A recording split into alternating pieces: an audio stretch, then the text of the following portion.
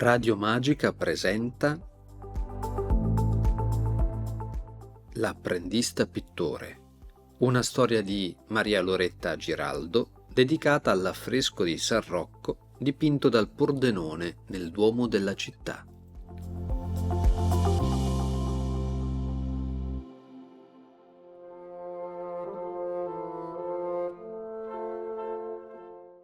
In quell'alba del 1523 faceva freddo. Nella notte era scesa la neve. Marco rabbrividì.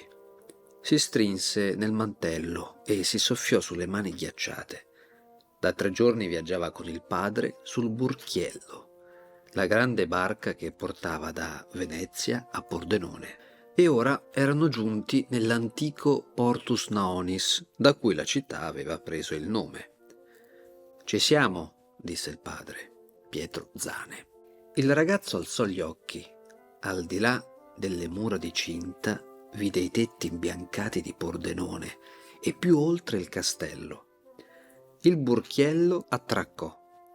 I due scesero per primi e si incamminarono sulla stradina fangosa che portava in città. Era giorno di mercato e c'era un gran viavai di gente. Un vecchio che vendeva verdure li fermò. «E là, patron Zane», disse, «questo ragazzo è vostro figlio?» «Sì, è il mio primogenito, ha 12 anni». «È l'età giusta per insegnargli il mestiere». Pietro Zane sospirò. «Ma lui non pensa affatto di seguire le mie orme». «Davvero?» Il vecchio corrugò la fronte. «E cosa ti piacerebbe fare, ragazzino?» Vorrei fare il pittore». Ecco, aveva perfino paura di pronunciarla quella parola, pittore. «Ah, bravo, bravo», disse il vecchio. «Scommetto che andrai a fare l'apprendista nella bottega di Giovanni Antonio De Sacchis. È un pittore famosissimo, ormai lo vogliono dappertutto. Lo chiamano il Pordenone». «Già, è così», confermò il padre. «Ma dimmi, figliolo, l'hai mai visto di persona?» Marco fece segno di no. «E allora di a tuo padre di portarti al Duomo. Là c'è una colonna tutta dipinta. Se guardi il San Rocco ti sembrerà di vedere lui.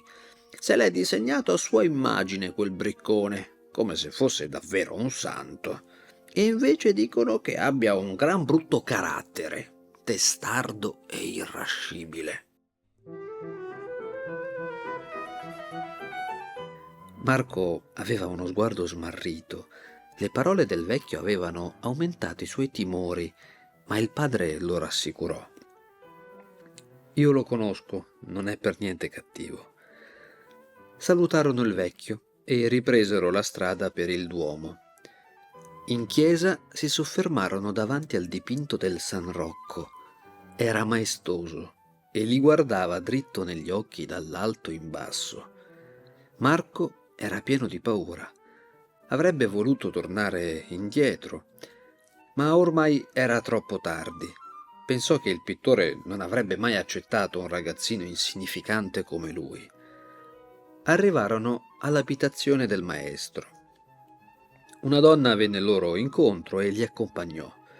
La porta dello studiolo era aperta. Chino sullo scrittoio c'era un uomo. Sembrava davvero il San Rocco del Duomo.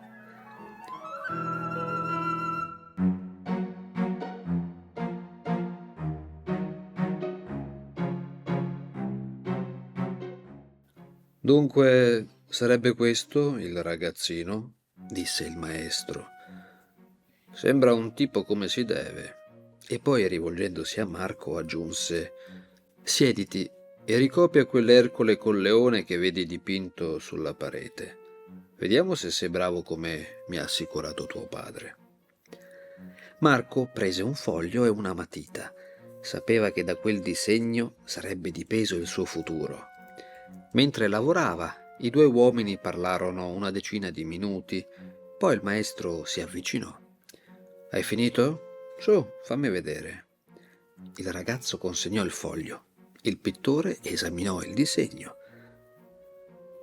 Hai talento, ragazzo, disse, e rivolgendosi a Pietro Zane aggiunse: comincerà sabato prossimo.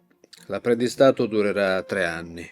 Per il primo anno gli darò cibo e alloggio. Quando avrà imparato gli darò anche una piccola paga. I due si strinsero la mano per suggellare il patto. A Marco ancora non sembrava vero. Sarebbe diventato un pittore.